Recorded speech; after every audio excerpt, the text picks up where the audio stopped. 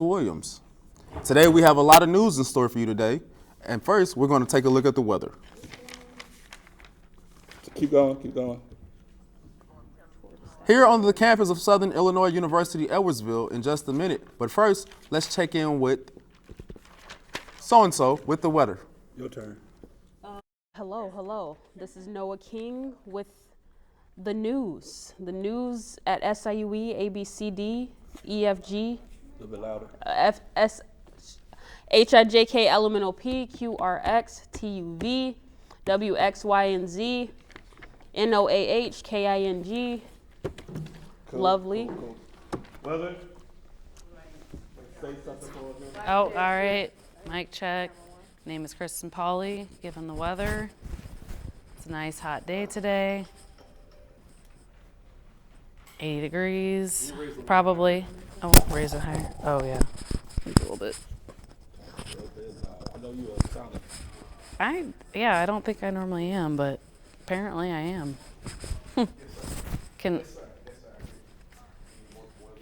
Am I good for weather? Or?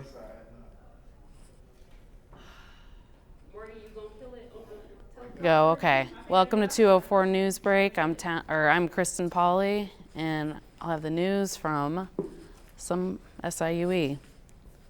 Mic check, 1, 2, 3. ABC. Do, re, mi. They say your voice is a little soft. It's a little Still.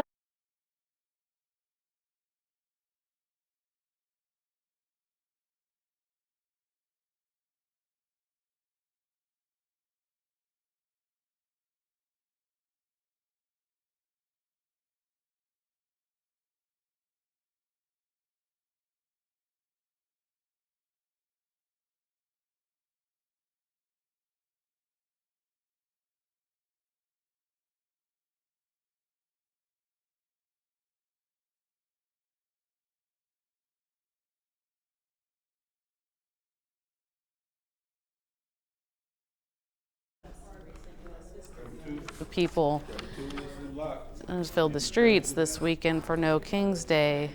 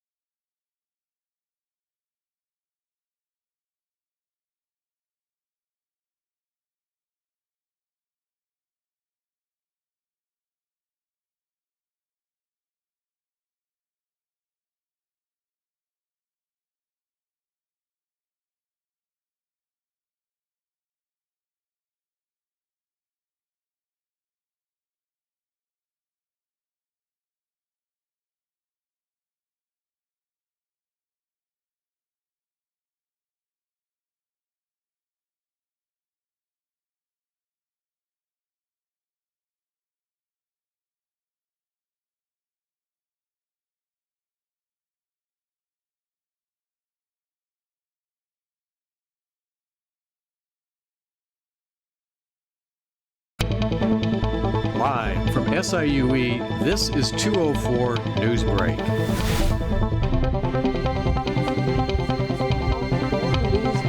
I'm Noah King. And I'm Martez. We'll have news from around the world and here on the campus of Southern Illinois University, Edwardsville in just a minute. But first, let's check in with Kristen in the Weather Center for a quick weather update. Low pressure is moving into the St. Louis area, and when this combines with moisture from the Gulf of Mexico, that can mean only one thing for the U.S. Rain is on the way. More weather news coming up in a few minutes. Thanks. Our top story, the largest one-day protest in recent U.S. history. Millions of people across the country filled the streets this weekend for No King's Day. The protest held all 50 states centered on President Trump and his administration. Crowds rallied against ICE immigration raids, government layoffs, and what protesters see as a loss of civil rights protection. President Trump dismissed the event as a work of left-wing radicals. Meanwhile, the president's plan to add a ballroom to the White House is angering preservationists, and 90,000 square foot ballroom threatens to dwarf the White House building. Left demolition crews have already torn down the historic White House East Wing. Built in 1902, the East Wing traditionally served as office space for the First Lady and her staff. The $200 million ballroom project will be paid for with private funds and is scheduled to be completed before Trump's term in office ends. For news closer to home, let's go to the field now for special 204 News Report. It's not unusual to see wildlife on campus, but lately, SIUE has become host to an entire flock of Canada geese. This is no new development for SIUE. The geese have likely been nesting here since before there was a university, with SIUE even proposing a plan to exterminate the geese in 2013, which ultimately went nowhere. Even then, the geese still pose a problem for students and staff. This particular species is known for their aggressive, territorial behavior and will often hiss at or even chase passerbys. Overall, student opinion seems generally neutral towards the geese. You know, they're in the way sometimes, but I've never been attacked, so. Some students, however, have a more positive opinion. I think they're interesting. Sometimes they're kind of funny. They wander around a lot. They like to yell at people. I've never personally seen any of them like attack anybody or anything like that, but I don't have any problems with them. Canadian geese don't migrate south until the early fall, so it looks like we'll be sharing campus with them for quite some time. As with any wildlife, students are encouraged to keep themselves at a safe distance. This has been Nick Skeim reporting for MC 204. This week, thieves armed with power tools stole priceless jewels from France's most famous art museum, the Louvre. Police are investigating the brazen daytime heist, which targeted France's historic crown jewels. After threatening guards, the thieves cut into 2 glass displays and made off with the loot in just 4 minutes. Police say the robbers got away on scooters. Closer to home, SIU Edwardsville Chancellor James Minor will keep his job through 2029. After the Board of Trustees voted to extend his contract, the new agreement raises Minor's base salary to $370,000, an increase of about 11%. Some of the campus have voiced concerns about Minor's leadership and recent actions as chancellor. Minor did not comment on the board's decision to extend his contract. Still ahead, a look at the weather. The long-range forecast may surprise you when 204 Newsbreak continues.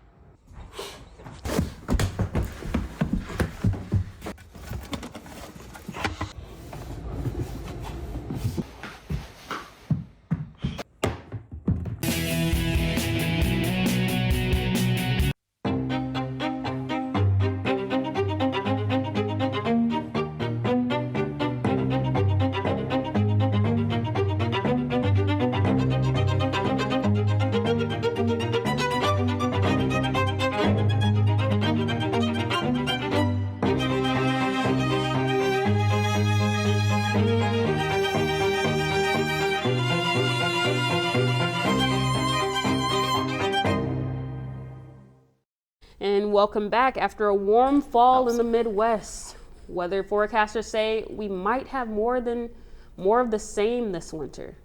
To find out, let's go back to the weather center where Kristen has the details. Looks like we need to get ready for an unusual winter, and by that I mean unusually warm and rainy. Experts at the National Oceanic and Atmospheric Administration anticipate a less severe winter with reduced snowfall and increased rainfall in most of the U.S. They say the impact of El Nino, as well as the effects of climate change, are contributing to this altered winter outlook. So warmer weather is on the horizon. Back to you. Thanks, Kristen. The Food and Drug Administration has issued a massive recall on a common drug used by millions to treat high cholesterol, known as atorvastatin calcium. The drug is being recalled because the FDA says it does not dissolve properly, and it may not work. Statins are taken by an estimated 39 million Americans every day. The FDA is encouraging patients to safely get rid of the drug and contact their doctor or pharmacy. In sports, the NBA is dealing with a massive gambling scandal. The FBI announced more than 30 indictments involving players, former players, and at least one coach. Portland Trail Blazers coach Chauncey Billups, Miami Heat guard Terry Rozier, and former NBA player Damon Jones were arrested Thursday. The indictment linked to an organized crime gambling ring is sending shockwaves through the NBA.